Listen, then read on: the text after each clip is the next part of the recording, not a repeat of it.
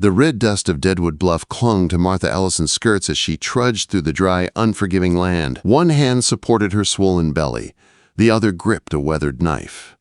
At just 22, she was a widow, alone, and soon to be a mother. Once, she had been the town's respected seamstress.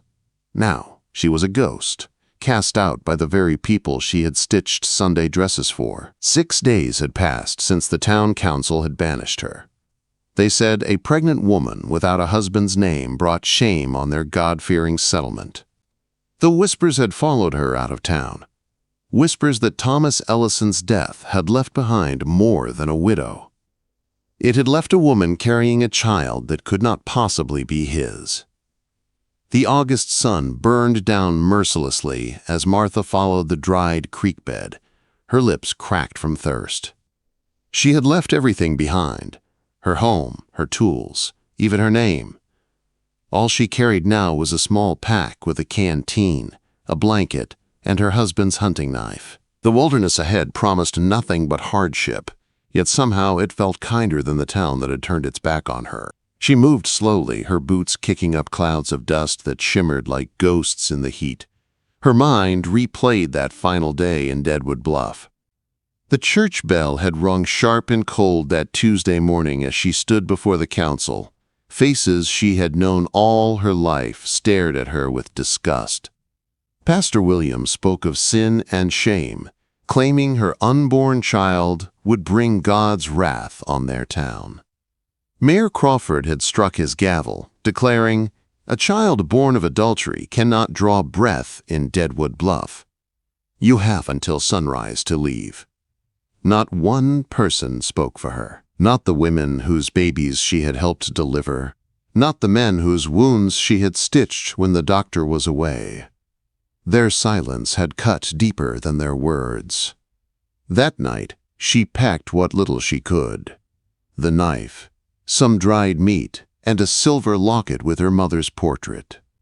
By dawn, she had become a ghost, walking away from the only home she had ever known. For 3 days she traveled east, following the dry creek that snaked through the desert. Her feet blistered and her body ached, but the child inside her kept her moving. At night she built small fires to keep away coyotes, whispering to the baby growing within her. "We'll find somewhere," she said softly. "Somewhere they don't ask about wedding dates or fathers, somewhere they see only the work of our hands." On the 4th day, a dust storm rose without warning. The wind howled through the canyon, turning the world into a blur of red sand and pain. She wrapped her scarf around her face and huddled under an outcropping of rock until it passed. When the storm cleared, she realized she had wandered far from her path. The new land before her was strange, a shallow canyon scattered with twisted pine and sandstone ridges. She followed the sound of running water, hoping for a spring. Instead, she heard something else. Not the cry of coyotes, not the whistle of wind through sage, but a child's muffled sob, faint and frightened. Martha froze. Her heart pounded. The sound came again, this time followed by the creak of rope under tension. She crept forward, her knife ready, and climbed a low ridge to see what lay below. The sight made her breath catch. A Lakota warrior hung 5 feet above the ground, trapped in a web of hunting nets. Blood streaked his arms, where the coarse ropes cut deep into his skin. 2 small girls, no more than 6 and 8, hung in smaller nets nearby, their eyes wide with terror. The older one had gone still, watching the horizon like she understood danger. The younger sobbed softly, her small hands raw from trying to break free.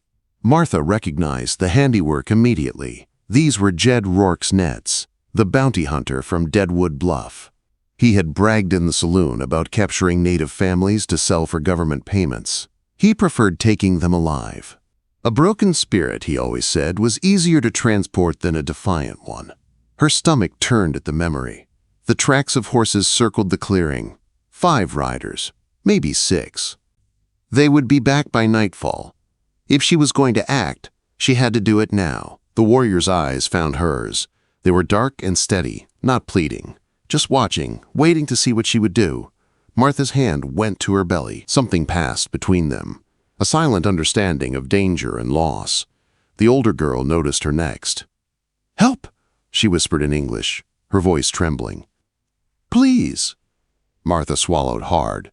She could walk away, she could pretend she never saw them, but she remembered her own words, the promise she had made to herself when the town cast her out.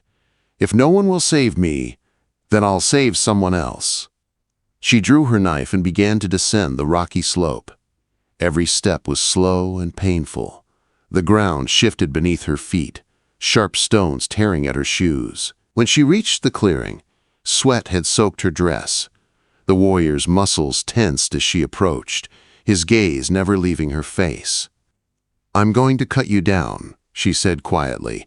"I don't have much time." She started with the younger child. The net was cleverly tied, but Martha knew traps. Her father had taught her years ago how to find the release point. With a single clean slice, the rope snapped, and the little girl fell into her arms, trembling. "Ka!" the child whispered, pointing to herself. "Ka!" Martha repeated softly, setting her down. Then she moved to the second net. The older girl nodded at her silently, eyes full of trust far beyond her years. Martha's knife moved quickly, and within moments both children were free, clinging to each other in frightened relief. Only the warrior remained. His net was thicker, more complex. Martha climbed a boulder to reach the main anchor, her belly making balance difficult. She could feel his eyes on her the whole time. The final rope gave way, and the warrior dropped to the ground, landing on one knee before rising to his full height. He moved with quiet strength, checking his daughter's injuries first, before turning to Martha. His voice was low but clear. "Rourke will return soon," he said, his English careful but strong. "You are in danger now." He looked at her swollen belly and then back into her eyes. "We both are hunted," he said simply. "We go together." Martha nodded. There was no going back. As the sun dipped low over Deadwood Bluff, the widow and the warrior disappeared into the canyons. 3 small figures following behind, 2 children and the unborn life that bound them all to a fate none could yet imagine. The sun sank behind the red cliffs, painting the desert in fading streaks of gold. Martha followed the Lakota warrior through the winding canyon, her every step heavy with exhaustion. The 2 girls clung to their father's sides, Ka stumbling with tired feet while Winona, the older one, walked close behind Martha, watching her with cautious curiosity. They spoke little as they moved, their silence broken only by the sound of boots scraping against rock and the faint cries of nightbirds overhead. When darkness finally swallowed the land, the warrior stopped near a small cleft in the canyon wall. Without a word, he motioned for them to follow inside. It was little more than a hollow between boulders, but it offered shelter from the wind and the open sky. Martha sank to the ground, her body trembling with fatigue. The pain in her back had deepened into a steady throb. Lakota, the name the warrior had given, set his daughters down gently before crouching at the entrance to scan the horizon. His face was carved from shadow, sharp and unreadable, yet his eyes missed nothing. He returned a few moments later with his canteen, offering it to Martha first. "Drink," he said. She hesitated. "For your girls." He shook his head once firm. "You need strength, for your child." The water was warm, but life itself.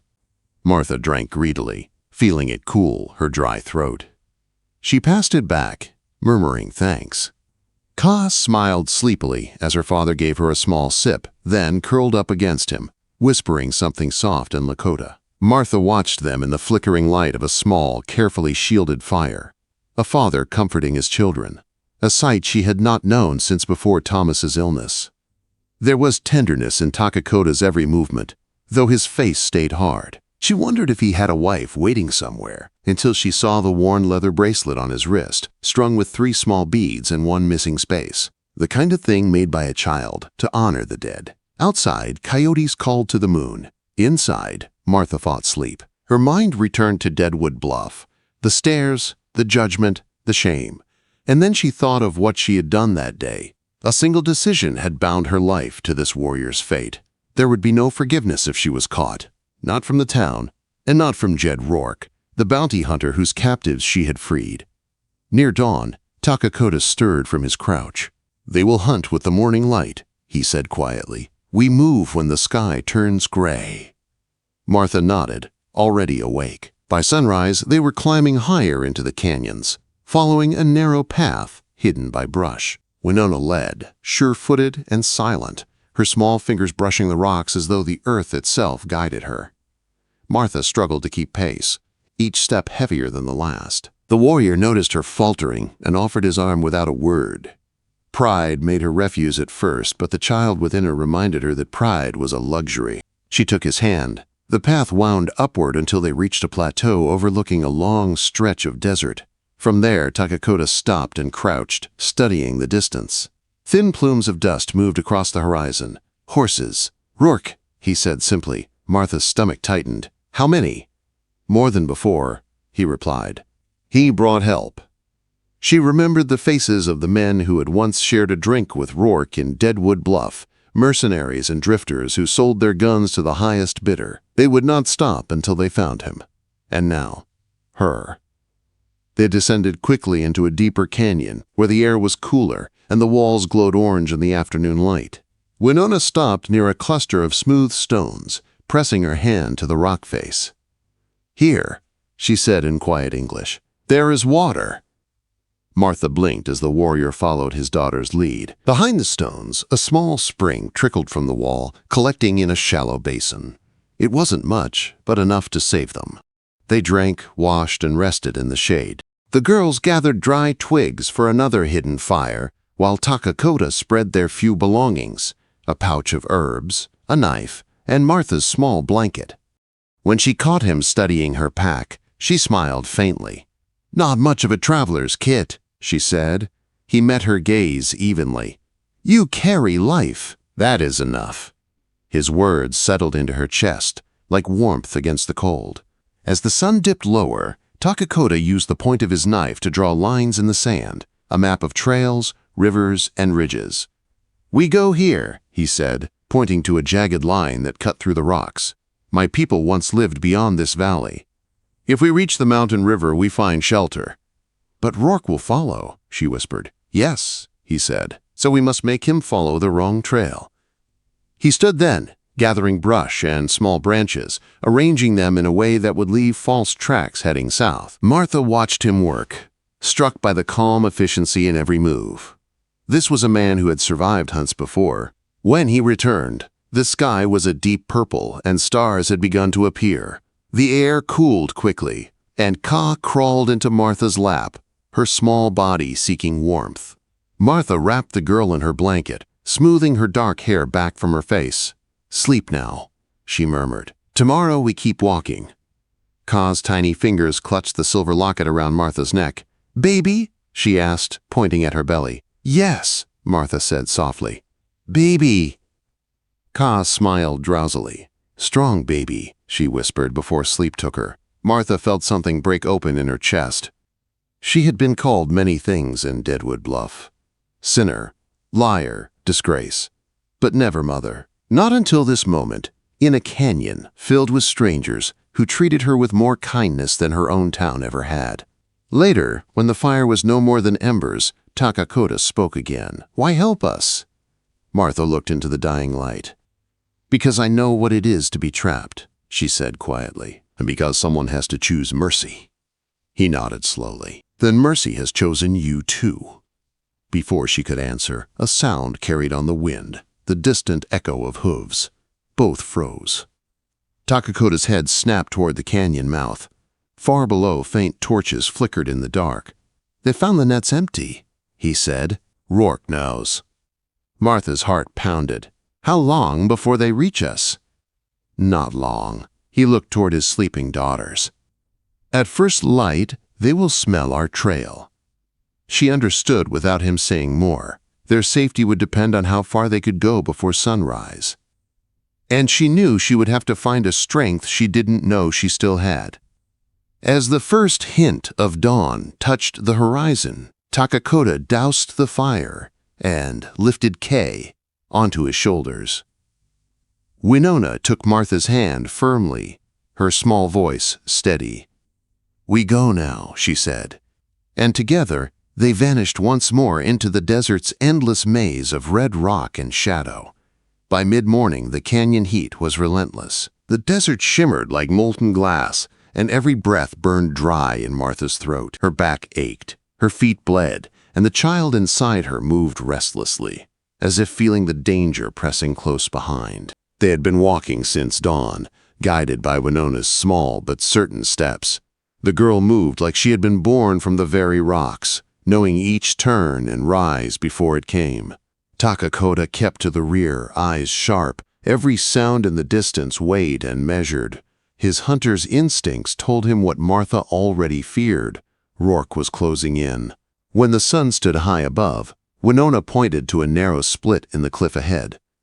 "There," she said. "Hidden path." "My mother, show me." The opening was barely wide enough for a man to pass, a sliver of shadow between towering walls of red stone. Cool air drifted from within, carrying the faint smell of moss and water. They entered the passage and followed it for several yards until it opened into a small grotto, a hidden spring bubbling up from rock. Martha sank to her knees beside the water, scooping it greedily into her mouth. The coolness revived her, but her relief was short-lived. The first echo of a rifle cracked through the distance, bouncing off the canyon walls. Takakota's head snapped up. "They found our tracks."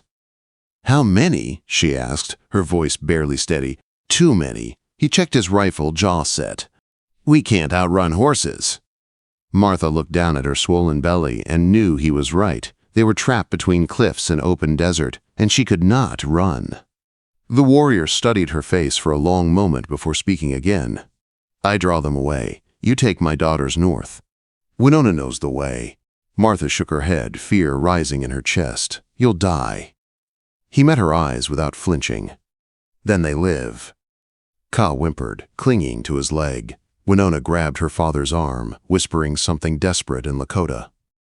Takakota knelt, pressing a kiss to each girl's forehead, his voice soft and steady. "Be brave like your mother," he told them. Then he turned to Martha and pressed a leather cord into her hand, a small carved wooden amulet hanging from it, worn smooth by years of touch. "Protection," he said quietly, "for the child." Before she could speak, he slipped away into the rocks, moving silent as a shadow. Within minutes, his dark form vanished into the glare of the desert. Martha pulled the children close, her heart hammering. "We do as he said," she whispered. "We go north." They followed Winona's lead through twisting ravines and narrow clefts until the sound of gunfire echoed again, closer this time. Martha could tell from the rhythm of the shots that Takakota was fighting back, buying them time with every bullet. They reached a plateau overlooking the canyon just as the sun dipped low. From there, Martha saw the smoke. Rourke's men had set brush fires, driving Takakota toward the open ground. She could see him, small against the blaze, surrounded but still standing, defiant as the flames roared around him. Ka began to cry softly.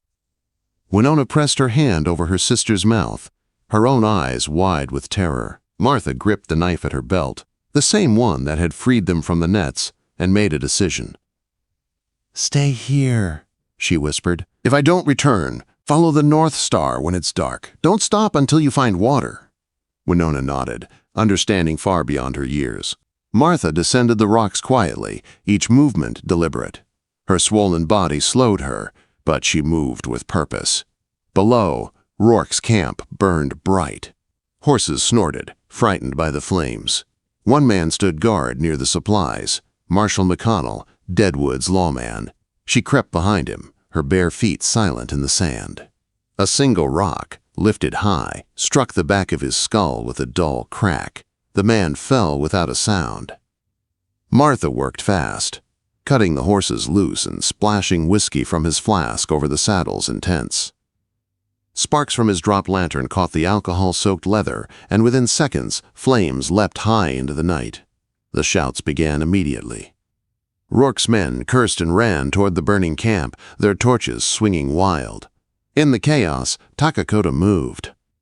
He lunged from behind a boulder, disarming a man and using his rifle to drive the others back. Their eyes met across the firelight, his face smeared with soot, hers shining with sweat and fear. There was no time for words, only understanding. She scrambled back up the rocks toward the girls as gunfire erupted behind her. The night was alive with chaos. Men shouting, horses screaming, flames crackling against dry brush. When she reached the plateau, she gathered Ka and Winona close, holding them as though her arms alone could keep the world away. The gunfire faded as dawn approached. Smoke hung thick in the air.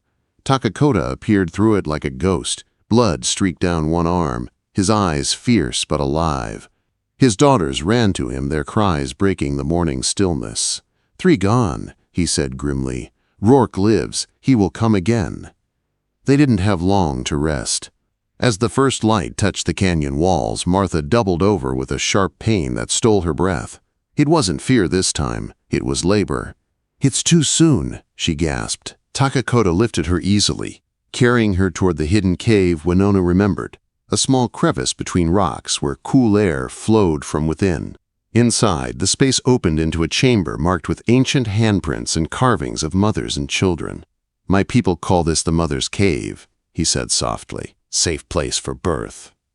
He spread her blanket over the stone floor while Winona fetched water from a trickle in the wall. Ka clutched the amulet, whispering to it as though it could keep danger away. Outside, Rourke's voice echoed faintly. "You can't hide forever, Ellison. Or you, Redskin?" The sound of boots scraped closer. Lakota crouched near the cave mouth, rifle ready, eyes burning with determination. "Stay quiet," he whispered to Martha, "for your child." Pain rolled through her in waves. She bit down on a strip of cloth to stifle her cries as the contractions came harder. Winona knelt beside her, wiping her forehead, whispering soft words in Lakota that felt like prayers. Outside, the world narrowed to a single heartbeat, the echo of Rourke's heavy steps. "I know you're in there," he shouted. "Send the woman out, and maybe I'll make it quick." Takakota's jaw clenched. He waited. When Rourke lit a torch and stepped closer, Martha knew it was now or never. She pushed herself up, every muscle screaming, and gripped the knife. As Rourke charged the entrance, torch blazing, she stepped from the shadows. The knife struck deep into his side before he could even raise his gun. His eyes went wide, shock replacing fury. "You," he rasped, "Ellison's widow." "No," Martha said, voice low and steady. "Just a mother protecting her family." He fell backward into the dust, the torch dying beside him. Inside the cave, silence returned.